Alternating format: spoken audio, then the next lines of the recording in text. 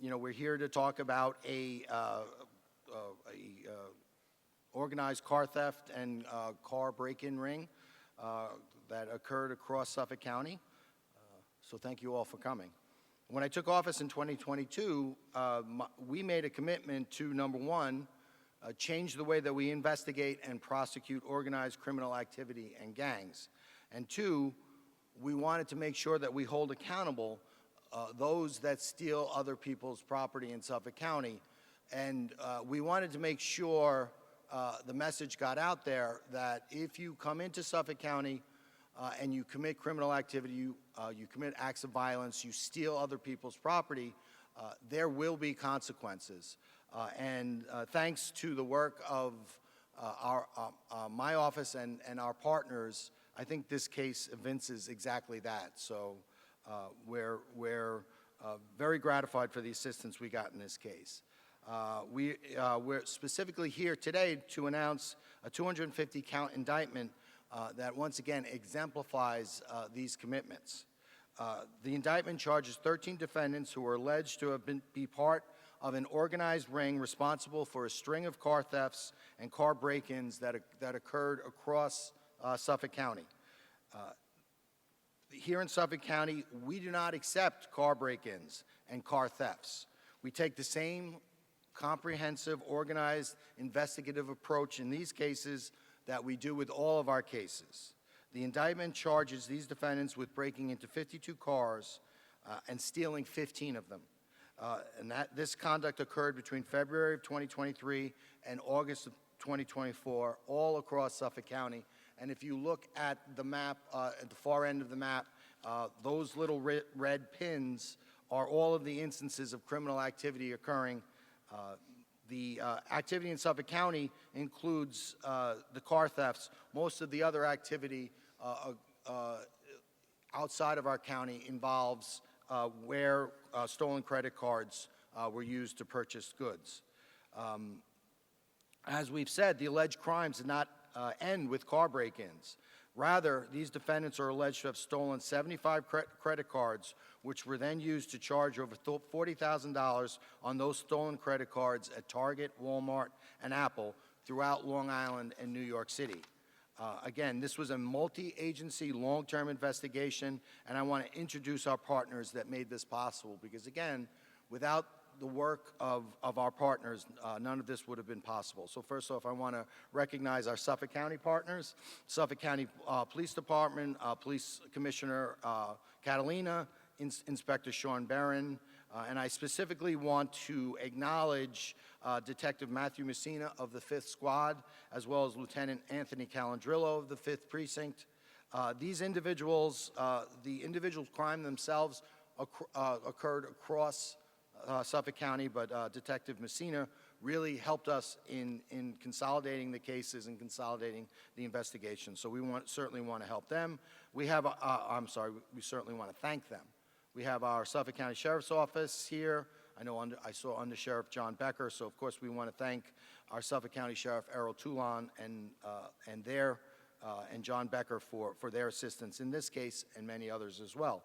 I want to thank my office, which I frequently do not do, but I want to thank our Chief Investigator, Rich Zacharis, who has really, in 3 years, really transformed our investigative team, and we want to thank him for all his work. Detective Investigator Gene Graff, who is a fantastic investigator and really was instrumental in this case and so many others. I want to thank our Bureau Chief, James Slattery, our Deputy Bureau Chief, Vanessa Overland, and ADA Ken Collado in this case. Ken did a great job. It's not over. These are just allegations. We need to prove them. But this was a very painstaking case where you had to take a lot of different pieces and kind of weave them together into the indictment. Ken, with the help of a lot of other people, really did a great job with that.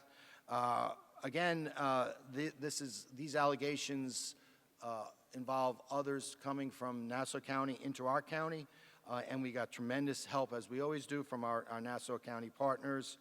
So I want to thank Nassau County Police Department. I know our Chief of Detectives, Christopher Farrow, is here. I know our district attorney in Nassau County could not make it, but I know she brought some ADAs, and the Nassau County District Attorney's Office was very helpful. And I know that they're going to be. We have Bureau Chief Nick Morrow here, and I know that the Nassau County District Attorney's Office is going to be prosecuting some of the Nassau County conduct. So we want to help them. We want to thank them for that. We have our United States Postal Inspection Service. We have Acting Inspector in Charge Brendan Donahue and Postal Inspector Robert Morler. We want to thank them. They were very helpful in helping us to track down a lot of the credit card charges and so forth. I want to thank our United States Marshal Service. We have United States Marshal for the Eastern District of New York, Vincent DeMarco. And the Marshal Service is really helpful with regard to our takedowns and helping us to make sure that we arrest and hold those responsible, those who are responsible for these crimes, and bring them to court. And without them, we couldn't do that, so we want to help them. We also have specific assistance from the Hempstead and Freeport police departments. We want to thank them for the help in this case, specifically Hempstead Police Chief Rich Holland, as well as Freeport Police Chief Danny Ethier. They were very helpful, so we want to thank them. As you can imagine, this case involved hundreds of hours of investigation from a team of dedicated investigators and prosecutors. That, I think, as I've illustrated, didn't end with my office, but all of these other great law enforcement organizations helped us. So the case itself began in December, or the investigation of this case began in December of 2023, where we started to investigate a pattern of car break-ins and thefts throughout Suffolk County. Our team collected and analyzed hundreds of hours of video surveillance and put them together. We collected credit card records, store receipts. We interviewed hundreds of witnesses, and the investigation revealed that these car break-ins were related, and they were being allegedly committed by a crew that referred to themselves as 5L, or the CC Boys. CC Boys is an abbreviation that members of the and associates of the gang used for car check, meaning they would break into and steal cars. They would first check to see what was inside the cars, and if the key fob was in the car, they would steal it. Otherwise, they would steal whatever was of value out of the car. This 5L, or CC Boys gang, and just for, I know you usually ask, so 5L, there's 5 letters in the word blood, so it's 5L, meaning blood love. They are an alleged neighborhood gang based in Freeport and Hempstead, who are affiliated with larger, more well-known blood sets, and they're very well known to our Nassau investigators. These individuals are alleged to have traveled from Freeport and Hempstead into Suffolk County to break into cars. They allegedly showed off stolen proceeds from this criminal activity, money, stolen cars, and expensive jewelry on social media as a way to gain status within the gang and with the gang community. And you see some of the boards there where the individuals, those are pictures taken from social media. They're showing off their proceeds. With regard to the car checking, through our investigation, we discovered this pattern of activity that the defendants referred to as car checking. And the way it worked is they would use real estate apps such as Zillow and Realtor.com to find specific neighborhoods in Suffolk County. And they were targeting neighborhoods more likely to have unlocked car. And neighborhoods where victims would be more likely to leave with wallets within those vehicles. They also Google searched locations of high-end gyms or assisted living homes, as well as golf courses, again, looking for these cars. And what they were looking for is they were looking for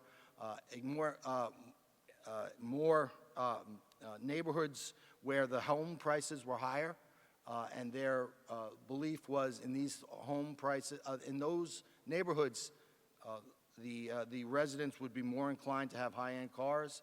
They would be more inclined to leave either their key fob in their car, their wallet in their car, or their car unlocked.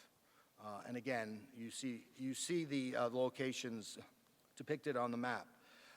This alleged criminal activity knew no bounds. Each of those points represents criminal activity in the indictment, and many Suffolk County communities were victimized. And in a minute, we're going to show a video which demonstrates exactly what car checking looks like, but the investigation had thus far reveals that the practice generally included the following steps. The members of the crews would look for unlocked cars parked in driveways or parking lots where cars would be left unoccupied for an extended period of time. They would target newer or more high-end cars.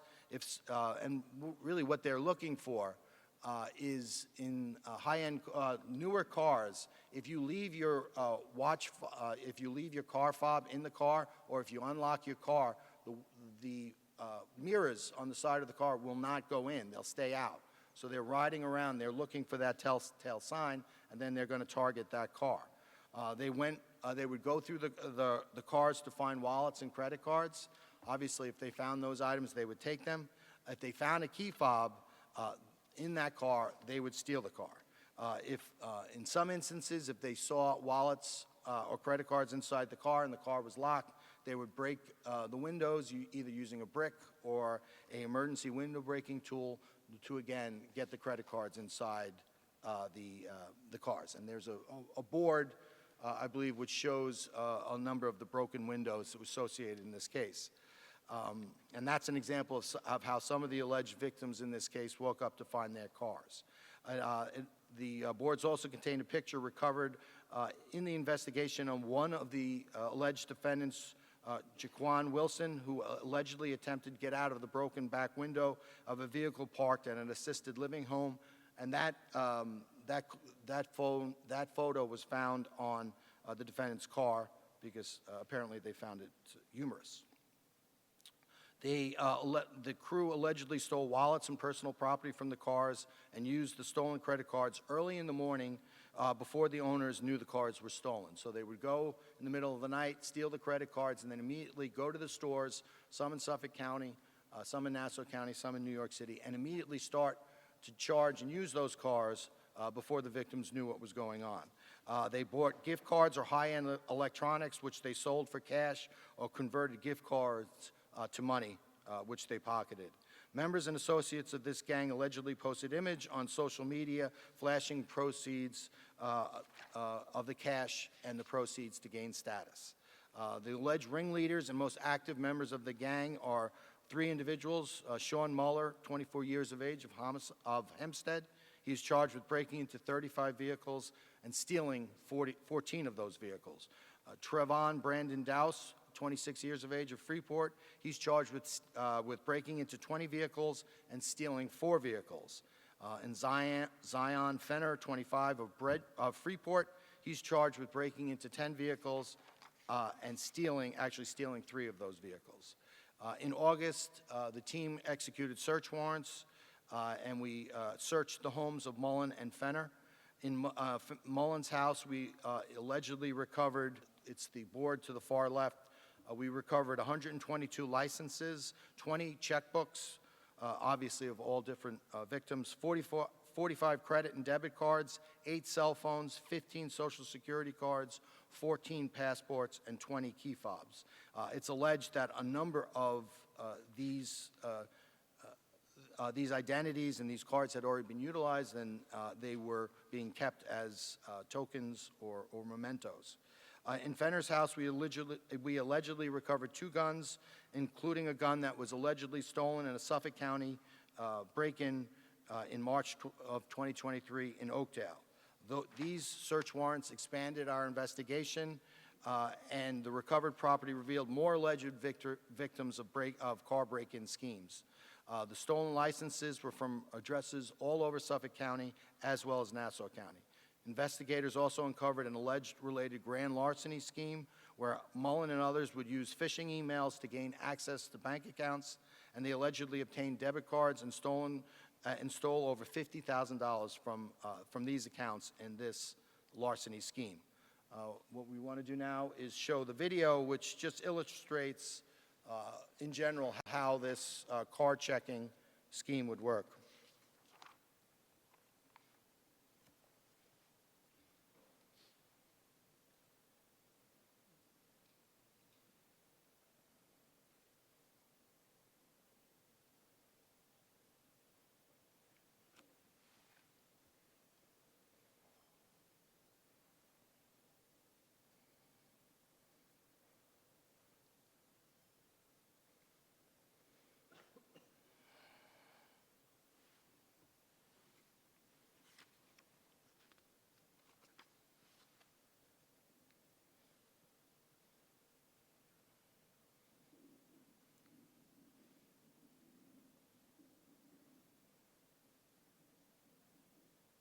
Now, the key fob is in that car, but it's being blocked.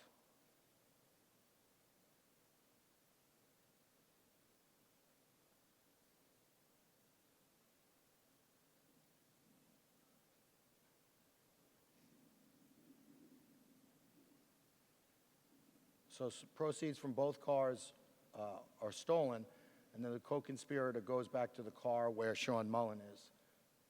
And this is what Sean Mullen does because he knows the key fob allegedly is in that car.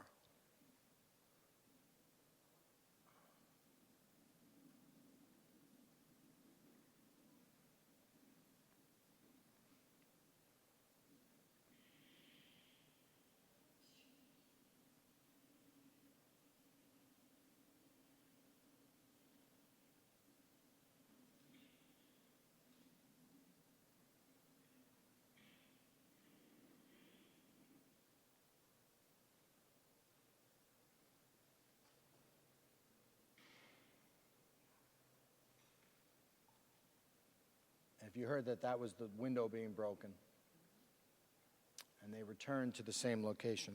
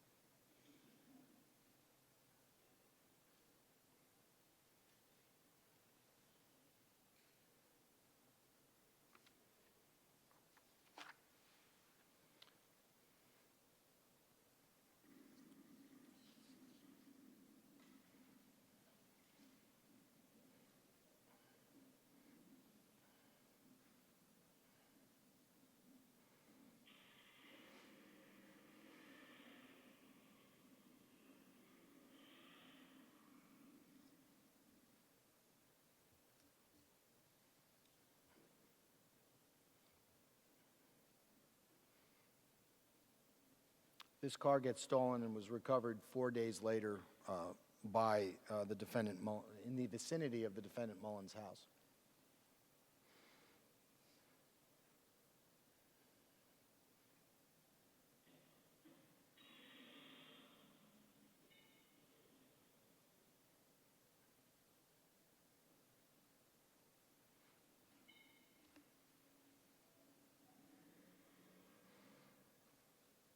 And this is at a golf course.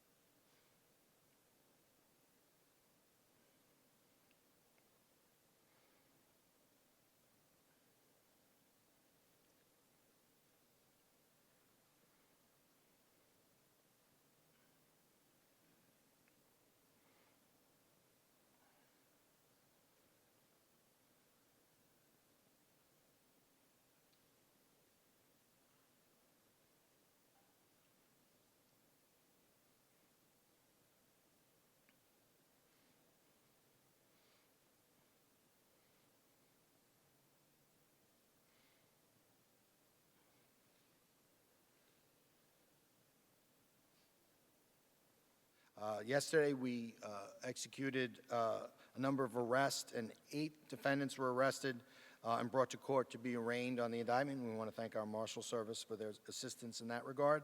And I want to note that despite the serious nature of these offenses, none of these offenses, standing by themselves, are bail eligible, and that means our prosecutors would not be able to request bail on some of these charges and on all of the defendants, but for their criminal history or the fact that some of the unrelated charges, they have unrelated charges which we could seek bail on those cases. But standing alone, these cases are not bail eligible. And I think that once again shows the absurdity of our bail laws, and our legislators have seen fit to allow organized criminals and gang members to engage in this repetitive, organized criminal activity, and we can't even seek bail on them. So I would ask members of the media to call upon our legislature and call upon our governor to comment on this, and let them and ask them, is the district attorney of Suffolk County right? Could he ask for bail on these cases standing alone? I'd be very interested to see what their response to that question would be. With regard to, we did, however, because of prior or ongoing charges in other cases, we were able to hold 4 individuals in on bail. That's Sean Mullen, Trayvon Dowse, Zion Fenner, and Jaquan Wilson. They were held in on bail. Also, Joshua Lee Bennett, their search warrant was executed, and he was charged with being in possession of a gun. That conduct occurred in Nassau County, so Nassau County is going to be prosecuting that case, and we certainly thank them for their assistance again. So this investigation, again, is our commitment in Suffolk County to holding those who would commit crimes responsible and accountable for precisely that which they do. It also should serve as a public service announcement to our citizens in both Nassau and Suffolk County. Do not leave anything in your cars, especially wallets or pocketbooks or credit card. Doesn't matter where you live, and certainly do not leave your key fobs in your cars, because these sophisticated gangs will know, without even getting out of their own cars, they will know that your key fob is in that car. Again, and finally, it should also serve as a warning to anyone who wants to come into Suffolk County to commit conduct of this type. If you commit these crimes in Suffolk County, we, along with our partners, will hold you responsible, so do not do it.